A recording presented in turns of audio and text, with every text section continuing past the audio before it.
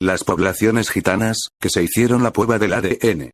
Les sitúa el origen en India, porque los gitanos estuvieron asentados en India 500 años, no podríamos afirmar que sean de Punjab, del estado indio porque si no también tendríamos que decir que son italianos, turcos, porque en el ADN les figura una tasa de proveniencia de tales países nombrados como Italia y Turquía. ¿Pero por qué? Porque permanecieron gran parte de sus vidas donde iban estacionándose. El sánscrito se conoce como la lengua primitiva de la India. Y el gitano, romaní, o romanés, tiene rasgos lingüísticos de la lengua primitiva hindi. Un gitano se refiere a una anciana con el vocablo puri, mientras que en sánscrito sería purana. Para trabajar dirá currar, que viene del sánscrito knoti, hacer, fabricar. Si quiere calentarse irá a buscar kas, leña, la misma leña que es casta en sánscrito. En Kalo llaman gacho a un hombre en general, más bien payo, mientras que en sánscrito, la palabra para hombre es gatjo. Palabras en romaní y persas. En romaní, el 1 es hek, mientras que en persa es ek. El 2 es du en romaní, y en persa du entre otras lenguas como georgianas, armenias, griegas, húngaras, rumanas, persas, serbias. Es decir, el idioma romaní, o romanés, es un idioma mixto que se compone por muchas lenguas que forma el idioma Kalo. Sin pasar por alto que el idioma Kalo tiene palabras hebreas. Hebreo bíblico. Goyin. Romaní galli. Kalo gachi. Español payo tiene mayor porcentaje de parentesco tanto en escrito y significado que el lingüísticos de la lengua primitiva india al referirse al idioma Kalo. Otra palabra del hebreo bíblico que tiene parentesco es Jai. Romaní Jai. Kalo Jai. Español Eva. Hebreo bíblico Adonai. Romaní, Kalo Adonai. Español Manuel. Hebreo bíblico Cam, quemado por el sol, romaní Cam. Kalo Cam. Español Sol. Historiadores, antólogos y lingüistas entre otros muchos que intentan dar por asentado que el origen del gitano está en la India. Como explique que no debe dar origen al pueblo nómada Kalo en la India por el simple hecho que en la prueba de ADN les sitúa el origen en India, porque si no también tendríamos que decir que son italianos, turcos, porque en el ADN les figura una tasa de proveniencia de dichos países. Avanzando en este estudio nombraré por qué nunca tales personas nombran las costumbres, tradiciones, o rituales del pueblo indio, ya que los kalos como dicen unos por ahí que son de India, nos ocultan información. ¿Qué es lo que no les interesan que nosotros descubramos? Ya que ellos no dan el paso lo haré yo por ellos y contaré cuáles son de algunas costumbres, tradiciones o rituales del pueblo indio. 1. Se calcula que se incineran cada año en la India 8 millones de cadáveres, para lo que se necesita la tala de 50 millones de árboles, y que cada día son arrojados al Ganges y a sus afluentes, también sagrados como hijos de la diosa Ganga, más de 10.000 cadáveres. Las piras funerarias. El hinduismo ordena el uso de la cremación en el plazo de 5 horas después de la muerte para deshacerse del cuerpo ya inservible y así quedar el alma libre para una nueva reencarnación. Aconseja también que las piras se hagan al lado de los ríos y, a ser posible, en los ríos sagrados. 2. ¿Por qué las vacas son sagradas en la India? El hinduismo heredó de las culturas y habitantes anteriores a la llegada de los arios sus tradiciones y creencias y dentro de estas la sacralización de la naturaleza y de todo cuento tiene vida en ella. En el panteón hinduista todos los animales son sagrados. Monos, ratas, elefantes, tigres, cobras, toros. Pero sobre todos ellos está la vaca, conocida como Gaumata o madre vaca. La economía primitiva india fue agroganadera y la vaca era la moneda de cambio y de transacciones.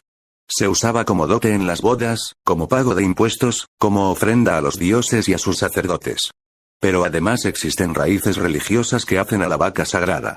En uno de los libros sagrados del hinduismo, el Purana, se dice que una de las criaturas más sagradas de la creación es la vaca, que nos alimenta como una madre. Además las vacas, como cualquier otro animal, pueden ser la reencarnación de nuestros antepasados o reencarnar a los mismos dioses. Los hindúes afirman que en una vaca pueden morar hasta 330 millones de dioses. 3. Más de 500.000 niñas son vendidas por sus padres para tal oficio, otras para colaborar económicamente con la familia y otras por razones religiosas. Cada año de 10.000 a 15.000 niñas Dalits antes de llegar a la pubertad son dedicadas al culto de la diosa Yeyama y son conocidas como las servidoras de la diosa Odavasi. Antes de cumplir los 10 años son desposadas con la diosa y en la ceremonia reciben un collar de iniciación. La primera noche era privilegio de los brahmanes, pero actualmente la desfloración la hace el hombre que más pague. Ningún hombre de las castas altas tomaría agua por un vaso usado por una mujer dalit, pero no tienen reparo en mantener relaciones sexuales con ellas. En lo sucesivo llevarán una vida de prostitutas en el templo o acabarán en los burdeles de las ciudades. Se calcula que del 25 al 30% de las prostitutas de Bombay provienen de la Dabasi. Algunas familias pobres todavía lo ven como una salida respetable para sus hijas y la Dabasi, aunque hoy sea ilegal, no desaparece porque está aceptada religiosa y socialmente. Estas son unas de tantas miles, de las costumbres, tradiciones o rituales del pueblo hindi. Son una aberración para el pueblo nómada Kaló. Te aseguro con bastante firmeza y sin titubear que nunca jamás en el pueblo Kaló se mencionó tales cosas. Porque no mencionan en las conferencias o reuniones que tiene estas personas. Las costumbres, tradiciones o cultura o lo que sea. Relacionadas con el pueblo Kaló. No basta mencionar el idioma sánscrito como posible lengua primitiva del Kaló. Ahora me centraré en las costumbres hebreas y en el parentesco del romaní, o romanés, por esto ante todo mencionaré la palabra de Dios y las costumbres del romaní, o romanés. Éxodo 22, 17. Si su padre no quisiere dársela, él le pesará plata conforme a la dote de las vírgenes. La pedida de mano por una doncella siempre tiene que ser el padre del muchacho. Locales de Argentina. Algunos grupos mantienen la costumbre del precio de la novia, pago realizado por la familia del novio como indemnización por la pérdida de la hija y como garantía de que recibirá un buen trato.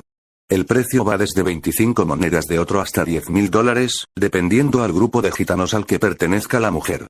El monto de la dote lo decide cada grupo, y puede pagarse con dinero, monedas de oro o el equivalente en algún bien material.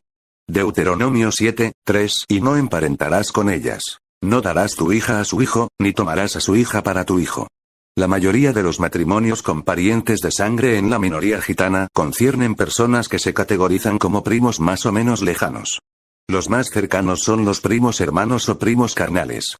Esto coincide con la propia visión de una porción de familias y grupos en los que estas uniones se han visto como favorables y aceptables en muchos momentos y circunstancias y, en algunos casos, como preferidas. Pero nunca en la comunidad Kalé, el padre dará a su hija, alguno que no sea Kalé. Para que no se pierda lo nuestro, ni la raza ni las buenas costumbres y tradiciones gitanas. Deuteronomio 22, 16, 18. Y dirá el padre de la joven a los ancianos: yo di mi hija a este hombre por mujer, y él la aborrece. Y he aquí, él le atribuye faltas que dan que hablar, diciendo: no he hallado virgen a tu hija. Pero ved aquí las señales de la virginidad de mi hija. Y extenderán la vestidura delante de los ancianos de la ciudad. Entonces los ancianos de la ciudad tomarán al hombre y lo castigarán. Una figura fundamental en las bodas gitanas es la juntaora. Ella tiene la tarea de verificar si la futura esposa es virgen, realizando lo que se conoce como la prueba del pañuelo. Para ello, ambas se encierran en una habitación con un pañuelo. Las familias y amigos permanecen a la espera de la prueba. Luego de unos minutos, la juntaora deberá verificar que el pañuelo se haya manchado con 3 rosas, lo que indica que la mujer aún es virgen. De lo contrario no puede casarse. Superada la prueba del pañuelo, la comunidad gitana comenzará la fiesta.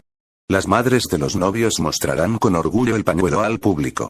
Para celebrar el matrimonio legitimado. Los amigos y familiares suelen levantar a la pareja en los hombros y arrojarles almendras acarameladas o peladillas como prueba de alegría y buenos augurios. Siempre acompañando con cánticos en honor a la novia. Levítico 19, 32. Delante de las canas te levantarás, y honrarás el rostro del anciano, y de tu Dios tendrás temor. Yo Jehová. El gitano, romaní, o romanés, el respeto a nuestros ancianos es fundamental. El caló en ver a un anciano, ya sea de la familia o no, se levantara del asiento donde esté por respeto el joven, haciendo esto respetar a su familia las canas y los años del anciano. El no hacerlo es considerado una falta muy grave. 2 Samuel 11, 27. Y pasado el luto, envió David y la trajo a su casa. Y fue ella su mujer, y le dio a luz un hijo. Mas esto que David había hecho, fue desagradable ante los ojos de Jehová. El rey David esperó que pasara los días de luto por su hijo para traer a su mujer a su casa. Esto lo hacen los calos, es decir, si una familia está con luto y antes que sucediese la pérdida del familiar, el joven que estaba a punto de ajuntarse con su novia no podrá hasta que pase los días del duelo. Éxodo 33, 4. Y oyendo el pueblo esta mala noticia, vistieron luto, y ninguno se puso sus atavíos. Explicaré detalladamente el duelo, luto del gitano, romaní, o romanés. En la comunidad gitana al partir un familiar sus vestimientas son del color negro, la camiseta, el pantalón, los zapatos, la boina y el pañuelo que pende del cuello, dependiendo siempre si es hombre o mujer. Se vesten de negro para dar señal de su dolor, y si otro gitano lo ve, aunque no se conozcan, como muestra de respeto y dolor apaga a la música o televisión, lo mismo que no canta ni baila y sus cuerpos son enterrados en los cementerios, los cuerpos nunca son cremados. Hacer eso es una falta muy grave contra la comunidad gitana. Ahora explicaré con detalles los rituales del Indi. Al morir un familiar se visten del color blanco y nunca del color negro, porque piensan que espantarán al mundo de los espíritus. Los cuerpos son cremados por sus creencias. Además cantan canciones alegres, bailan, ven el televisor, se cortan el pelo, y se afeitan la barba, todo lo contrario a lo que el Caló hace al partir un familiar. Y estas costumbres tan importantes son totalmente contrarias a los dos pueblos o comunidad. Yo soy Caló y nunca escuché en mi familia o en otra familia calí mencionar estas costumbres en nuestra comunidad. Explicaré las persecuciones contra el pueblo gitano, romaní, o romanés, y ante todo mencionaré la palabra de Dios. Deuteronomio 28, 64 y Jehová te esparcirá por todos los pueblos, desde un extremo de la tierra hasta el otro extremo. La comunidad gitana entre 10 y 12 millones viven en Europa, principalmente en países como Rumanía, 2 millones, España, 650.000, Eslovaquia, Bulgaria, Hungría, Grecia, Francia, en otros muchos países del mundo. De los 5 continentes hay presencia gitana, como Turquía, Estados Unidos, México, Colombia, Brasil. Deuteronomio 28, 64 y allí servirás a dioses ajenos que no conociste tú ni tus padres, al leño y a la piedra. Sara de Marsella es una santa popular venerada por el pueblo gitano, el cual la considera su patrona. También se la conoce como Santa Sara del Mar y Sara la Negra. Sara Calí no está canonizada oficialmente, pero su culto milenario es tolerado por la Iglesia Católica. El Cristo de los gitanos, esta talla preciosa de Cristo crucificado, llamado Santísimo Cristo del Consuelo y conocido popularmente como el Cristo de los gitanos, es obra del escultor José Risueño, y está datada en 1695. Se trata de una de las imágenes más amadas y rezadas por el pueblo de Granada y muy especialmente por el pueblo del barrio del Sacromonte y el Albaicín. Sale en procesión todos los miércoles santos. La capilla del Cristo de los Gitanos está en la colegiata de la Abadía del Sacromonte y es un lugar muy frecuentado por quienes quieren agradecer, pedir o sencillamente orar ante esta imagen de Cristo entregado hasta la muerte por amor a nosotros. El Cristo comparte esta capilla con su madre, en la imagen de María Santísima del Sacromonte, siglos XVIII. Deuteronomio 32, 26. Yo dije, los dispersaré, borrando su memoria de los hombres, la memoria de los hombres del gitano, romaní, o romanés, sintisomanouches, calderasho cíngaros y calos no recuerdan de dónde son, es como si fuese que tendrían amnesia en sus memorias. La amnesia es la pérdida parcial o completa de la memoria. En términos médicos, es un déficit del funcionamiento de la memoria el cual el individuo es incapaz de conservar o recuperar información almacenada con anterioridad. No solamente no pueden recordar su origen de proveniencia, sino que tampoco tienen la mínima idea de dónde vienen sus costumbres, tradiciones o rituales. Quisiera matizar que nuestras costumbres están escritas en la palabra de Dios. Jeremías 35, 7. Ni edificaréis casa, ni sembraréis sementera, ni plantaréis viña, ni la retendréis, sino que moraréis en tiendas todos vuestros días, para que viváis muchos días sobre la faz de la tierra donde vosotros habitáis. Sobre la faz de la tierra el gitano, romaní, o romanés, antiguamente los caló que residen en la España vivían en toldos que viene siendo carpas. Mi padre a los 17 años vivía en toldos con su familia. Mi padre tiene 59 años y creo que los calós de España no hace más de 70 años que todos los calós residían en toldos. Nuestros ancianos eran los capataces en dar las órdenes a sus hijos para montar los toldos de camiones. Otros tenían menos suertes y vivían en las chabolas y no hasta hace como 35 o 40 años que tiene viviendas. Los calós húngaros residen en carpas, los calós de Latinoamérica residen en carpas, el gitano, romaní, o romanés sobre la faz de la tierra han vivido en capas. Y creo que no sembraron en tierra ni plantaron viñas. Deuteronomio 28, 65, 66. Y ni aun entre estas naciones descansarás, ni la planta de tu pie tendrá reposo. Pues allí te dará Jehová corazón temeroso, y desfallecimiento de ojos, y tristeza de alma. y tendrás tu vida como algo que pende delante de ti, y estarás temeroso de noche y de día, y no tendrás seguridad de tu vida. Actualmente en Europa existen entre 10 y 12 millones de gitanos repartidos por todo el continente europeo. El país que más población gitana acoge es Turquía, con una cantidad aproximada de 2.750.000 gitanos.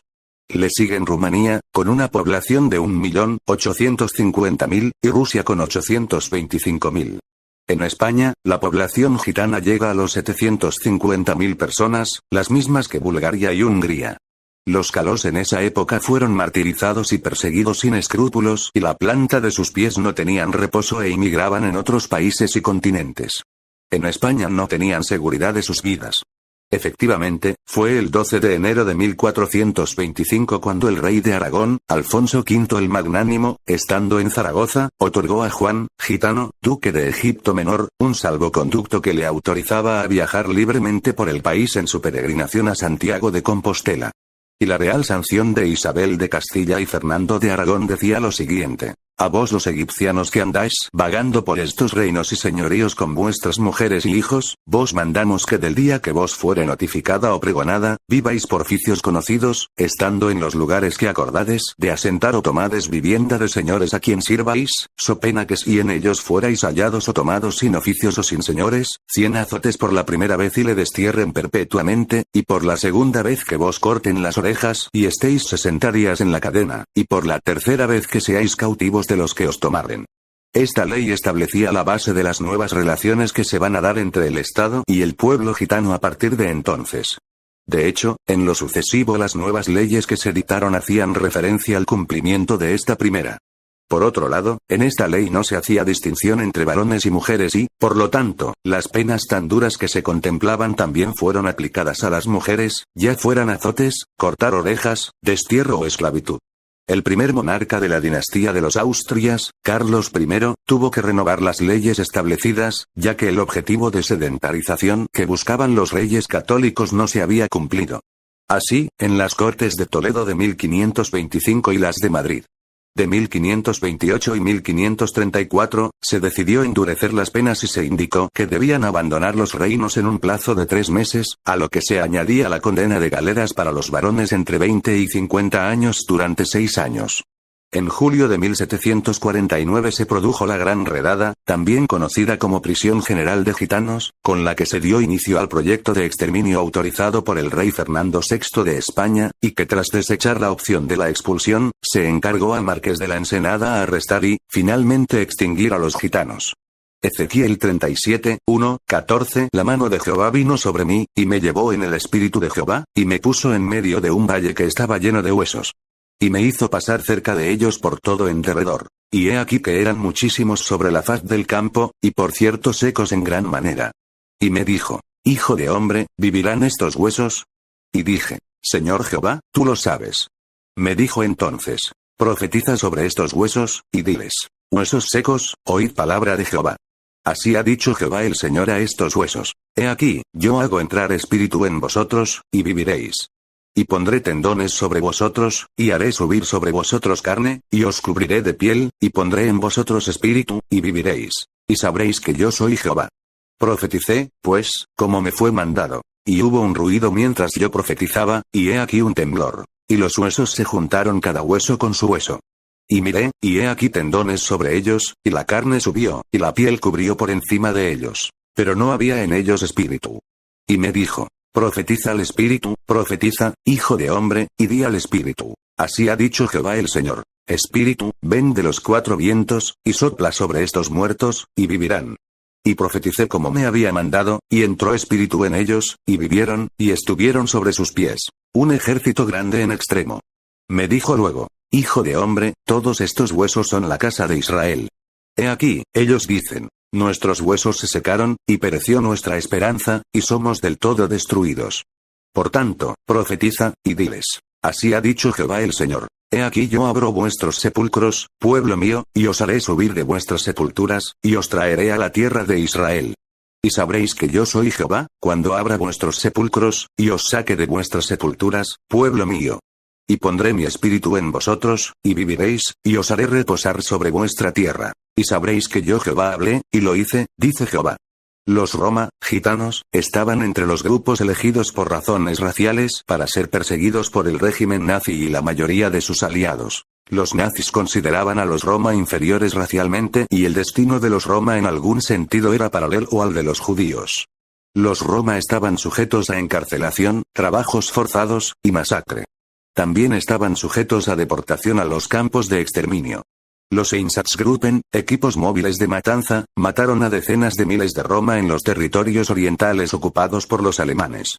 Además, miles fueron asesinados en los campos de exterminio de Auschwitz-Birkenau, Chelmno, Belzec, Sobibor, y Treblinka. Los nazis también encarcelaron a miles de Roma en los campos de concentración de Bergen-Belsen, Sachsenhausen, Buchenwald, Dachau, Mauthausen, y Ravensbrück. El 21 de septiembre de 1939, Reinhard Heydrich, jefe de la Oficina Principal de Seguridad del Reich, se encontró con oficiales de la Policía de Seguridad, SIPO, y del Servicio de Seguridad, SD, en Berlín. Decidió a deportar a 30.000 Roma alemanes y austríacos al este, del Gran Reich alemán al Gobierno General, un territorio dentro de la Polonia ocupada por los alemanes. Este plan fracasó debido a la oposición de Hans Frank, gobernador general nazi de la Polonia ocupada, y la decisión de priorizar las deportaciones de los judíos de Alemania. Hubo sin embargo varias deportaciones de Roma. Alrededor de 2.500 Roma fueron deportados a Polonia en abril y mayo de 1940. La mayoría fueron privados de comida y murieron como resultado del trabajo forzado. Los que se enfermaban o quedaban incapacitados fueron fusilados. Otros 5.000 Roma fueron deportados a Lodz, donde fueron detenidos en un área separada dentro del gueto de Lodz. Los que sobrevivieron las condiciones horribles del gueto de Lodz fueron luego deportados del gueto al campo de exterminio de Chelmno, donde murieron en camiones de gas. En preparación para su eventual deportación de Alemania, todos los Roma fueron confinados en campos, Zigeunerlager. Con la suspensión de deportaciones de Roma en 1940, estos campos se convirtieron en campos de largo plazo para Roma. Marzahn en Berlín junto con Lachenbach y Salzburg en Austria eran de los peores de estos campos. Cientos de Roma murieron a consecuencia de las condiciones horrendas. Los alemanes de la zona se quejaban constantemente de los campos, exigiendo la deportación de los Roma internados ahí para proteger la moralidad y la seguridad pública. La policía del barrio usó estas quejas para apelar oficialmente a Heinrich Himmler, el jefe de las SS, para que reanudara las deportaciones de los Roma al este. En diciembre de 1942, Himmler firmó una orden para la deportación de todos los Roma en Alemania. Aunque Himmler permitió algunas excepciones, estas fueron a menudo ignoradas al nivel local. Hasta los soldados del ejército alemán, Wehrmacht, que se encontraban en sus casas con licencias temporarias, fueron capturados y deportados por ser Roma. Los Roma de Alemania fueron deportados a Auschwitz, donde un campo especial fue establecido para ellos en Auschwitz-Birkenau, el campo de las familias gitanas. Familias enteras fueron encarceladas juntas. Los mellizos y enanos fueron separados y sujetos a experimentos médicos pseudocientíficos conducidos por el SS capitán Dr. Joseph Mengele. Los médicos nazis también usaban prisioneros romaní en los experimentos médicos de los campos de Ravensbrück, Natzweiler-Struthof, y Sachsenhausen. El campo de las familias gitanas en Auschwitz estaba plagado de epidemias, tifus, viruela, y disentería que redujeron severamente la población del campo. En mayo de 1944, los alemanes decidieron liquidar el campo. Al rodear las SS el campo, encontraron a los Roma armados con tubos de hierro y otras armas improvisadas. Los alemanes se retiraron y aplazaron la liquidación. Después ese mismo mes, las SS transfirieron a alrededor de 1.500 Roma, que eran todavía capaces de trabajar fuera del campo de las familias. Casi 1.500 más fueron transferidos en agosto. Los Roma restantes, alrededor de 3.000, fueron asesinados. Por lo menos 19.000 de los 23.000 Roma enviados a Auschwitz murieron ahí. En las áreas de Europa ocupadas por los alemanes, el destino de los Roma variaba de país a país, dependiendo de las circunstancias locales. Los nazis en general encarcelaban a los Roma y luego los transportaban a Alemania o Polonia para hacer trabajos forzados o para ser exterminados. Muchos Roma de Polonia, Holanda, Hungría, Italia, Yugoslavia, y Albania fueron fusilados o deportados a los campos de exterminio y matados. En los estados bálticos y las áreas de la Unión Soviética ocupadas por los alemanes, los Einsatzgruppen, equipos móviles de matanza, mataban Roma al mismo tiempo que mataban a los judíos y los líderes comunistas. Miles de hombres, mujeres, y niños romaní murieron en estas acciones. Por ejemplo, muchos roma fueron fusilados junto con los judíos en Babi Yar, cerca de Kiev. En Francia, las autoridades pusieron en práctica medidas restrictivas contra los roma incluso antes de la ocupación alemana del país. Las deportaciones de los roma empezaron desde la Francia ocupada hacia fin de diciembre de 1941. En la zona no ocupada, los oficiales del gobierno de Vichy bajo la supervisión de Javier Bayat y el Ministerio de los Asuntos Judíos internaron alrededor de 3.500 roma. La mayoría de ellos fueron mandados a campos en Alemania como Buchenwald, Dachau y Ravensbrück. Los rumanos no pusieron en práctica una política sistemática de exterminio de los roma. No obstante, en 1941 entre 20.000 y 26.000 roma del área de Bucarest fueron deportados a Transnistria, en la Ucrania ocupada por los rumanos, donde miles murieron de enfermedades, inanición, y el tratamiento brutal. En Serbia, en el otoño de 1941, los pelotones de ejecución del ejército alemán, Wehrmacht, mataron a casi la población entera de los hombres adultos romaní junto con la mayoría de los hombres adultos judíos, como represalia por la matanza de soldados alemanes por los luchadores serbios de la resistencia. En Croacia, los Ustasa, los fascistas croatas aliados con Alemania, mataron a tanto como 26.000, 28.000 roma. Muchos roma fueron internados y murieron en el campo de concentración de Jasenovac. No se sabe precisamente cuántos roma murieron en el Holocausto. Aunque las estadísticas y los porcentajes exactos no se pueden establecer, los historiadores calculan que los alemanes y sus aliados mataron entre 25 y 50% de todos los roma europeos. De los aproximadamente 1 millón de roma que vivían en Europa antes de la guerra, aproximadamente 220.000 murieron. Después de la guerra, la discriminación contra los roma continuó cuando la República Federal de Alemania decidió que todas las medidas tomadas contra los roma antes de 1943 eran políticas legítimas del Estado y los roma no tenían derecho a restitución. La encarcelación, la esterilización, y hasta la deportación fueron consideradas como políticas legítimas. Más, la policía criminal de Bavaria asumió los archivos de investigación de Robert Ritter, incluyendo su registro de los roma en Alemania. Ritter, el experto racial nazi sobre los roma, retuvo sus credenciales y volvió a su trabajo anterior en psicología de niños.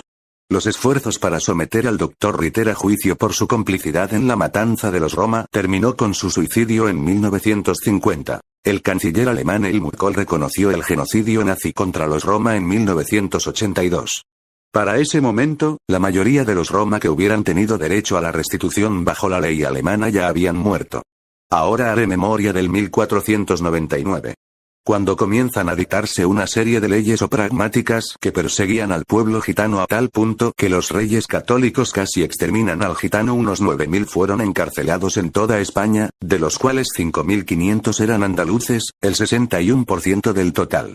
Y los nazis exterminaron al 75% de los gitanos de Europa. Me pregunto, ¿qué hicieron los gitanos a los españoles y alemanes? ¿Que casi logran exterminarles? No les hicieron nada, los calós son bastante pacíficos, dedicados a los trabajos y cuidados de su familia. Entonces, ¿cuál es el motivo? Creo con bastante seguridad que todo tiene que ver con las profecías bíblicas. Nombraré las profecías. Deuteronomio 28, 64. El gitano, romaní, o romanés, es el único pueblo que no tiene país propio, están sobre la faz de la tierra. Deuteronomio 28, 64. El gitano, romaní, o romanés. Los gitanos varía según su lugar de residencia, pudiendo ser musulmanes, cristianos católicos u ortodoxos. A partir de la Segunda Guerra Mundial muchos se convirtieron al protestantismo. Deuteronomio 32, 26. El gitano, romaní, o romanés. El caló no recuerda de dónde vienen, es como si tuvieran amnesia. Jeremías 35, 7. El gitano, romaní, o romanés, los gitanos han sido marcados mundialmente por vivir en tiendas, toldos, o capas. Ezequiel 37, 1, 14. El gitano, romaní, o romanés, el caló y el judío, tenían y tienen el mismo destino. El mismo camino. Las mismas desgracias. El mismo sufrimiento. Y además tienen las mismas costumbres y forma de vida. Deuteronomio 22, 16, 18. Para buscar doncella, y el tema del dote. Las doncellas tienen que llegar vírgenes puras al matrimonio. Deuteronomio 7, 3. No aparentamos nuestras mujeres, a los que no son calós o judíos. Los judíos a los que no son como ellos les llaman gentiles. Y los calos usan otra manera para referirse a los que no son igual que ellos, payos. Que viene a ser lo mismo. Deuteronomio 22, 16, 18. La prueba del pañuelo y en levantar a los novios como señal de honra. Levítico 19, 32. Y el respeto a nuestros ancianos. 2 Samuel 11, 27. Y guardar el luto. Nombraré de algunos ritos que los calos hoy en día siguen haciendo. Historias de rom búlgaros o vashnubos corces. El día del gallo hace mucho tiempo, los turcos decidieron de eliminar la raza gitana, todos los niños, todos los varones. Ellos iban de casa en casa y donde quiera que hallaran un niño, lo mataban. Una mujer tenía un niño de 3 años. Ella pensó cómo salvarlo. Tomó un gallo y lo mató. Esparció la sangre sobre el dintel de la puerta. Los soldados vinieron, vieron la sangre en el dintel, y dijeron, ya han pasado por aquí. No hay ya ningún niño. Así el niño fue salvado. Por eso celebramos el Día del Gallo, porque nosotros, los gitanos, siempre hemos sido perseguidos. Por Malina Antonova esta historia es obviamente una tradición sobre la matanza de los niños varones hebreos en Egipto por orden del faraón, mezclada con la 10ª plaga en la cual se requería a los hebreos de pintar los dinteles de las puertas de sus casas con sangre animal para que el ángel de la muerte pasara de largo y no matara al primogénito. Una tradición similar es la siguiente. Itimya. Los gitanos tienen muchas fiestas que celebran en manera especial. Una de ellas es Itimya. Es el día del niño. Quien quiera tenga un primogénito varón, debe buscar un gallo y matarlo en la mañana. Debe esparcir la sangre alrededor de toda la puerta de la casa. Este es un precepto que dejó el Señor. Él dijo que si no lo hacen, Él castigará toda casa donde un niño varón haya nacido. Un festival romaní en Turquía Kakaba es una festividad propia de los gitanos de las ciudades de Edirne y Kırklareli, para celebrar la milagrosa liberación del pueblo rom de la opresión en Egipto bajo el rey faraón y su pueblo, los Kti, egipcios.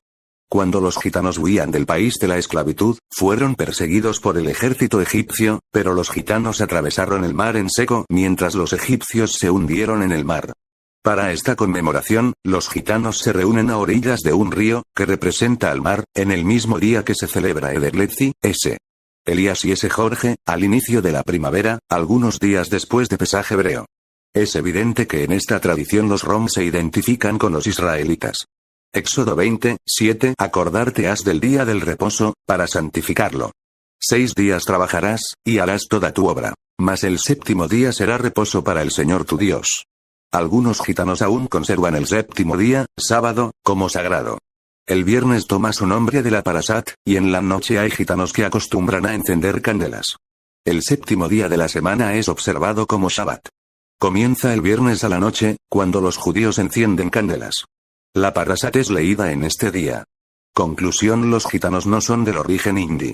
Y por finalizar el cierre de este estudio, mencionaré que los hindús tienen 330 millones de dioses.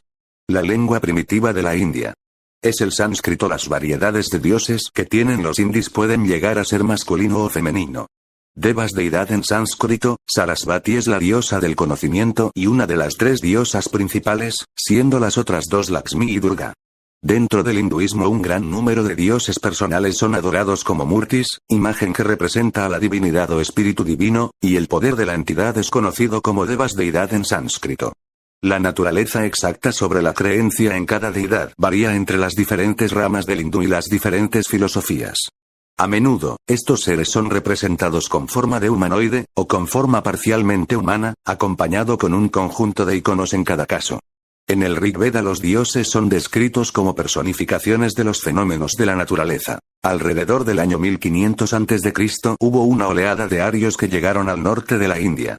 Muchos de los nombres de deidades arias, como Agni, Indra o Varuna, son casi sinónimos de deidades de la mitología persa, griega y romana. A través de un lento proceso las deidades indo-arias se fusionaron con muchos de los cultos locales, y este proceso se extendió por todo el subcontinente. En la mayoría de las filosofías hindúes solo hay una realidad última. Además del conocido como Brahman, la infinita manifestación del universo que no hay que confundir con Atman, la manifestación de Dios dentro de un cuerpo que se compara a veces como el alma, todos los demás son considerados aspectos o avatares suyos. Vishnu el protector o preservador, y Shiva el destructor, son los principales ejemplos de esto, mientras que el gitano, romaní, o romanés, tienen un único dios al que le llama por nombre Jehová. Lingüísticas propias del pueblo gitano en caló sería un Devel, que significa el único Dios. Dios en hebreo Deuel, que significa conocido de Dios. Samuel Abukaya, un rabino judío dedicado a la lectura de la Torá, afirma que el gitano, romaní, o romanés, son de la tribu de Simeón. Aquí dejaré un enlace de video donde Samuel Abukaya habla del origen caló https://youtube.b/adq-d5lua8. Otro rabino llamado Raf Dinovist, dedicado a la lectura de la Torá, también afirma que el gitano, romaní, o romanés, que todos son de origen judíos. Aquí dejaré un enlace de video donde el Raf Dinovist menciona que todos los calós son judíos. https://youtube.b/2l2cpbf8. Fue el pastor evangélico. El tío Lizardo Cano Montes se entrevistó con otro rabino, el rabino Birenbaum, que al igual que los otros rabonis dedicado a la lectura de la Torá, afirmó que el gitano, romaní, o romanés, son de la tribu de Simeón.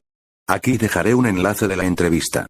http://www.asaguabogotá.com/artículos/704. El tío Lizardo Cano Montes, el pastor evangélico, lleva más de 40 años investigando el origen del gitano, romaní, o romanés. Aquí dejaré un video donde el tío Lizardo Cano Montes, el pastor evangélico, explica el ADN. https://youtube.b/neodevmce. Que Dios bendiga al gitano y lo guarde por siempre.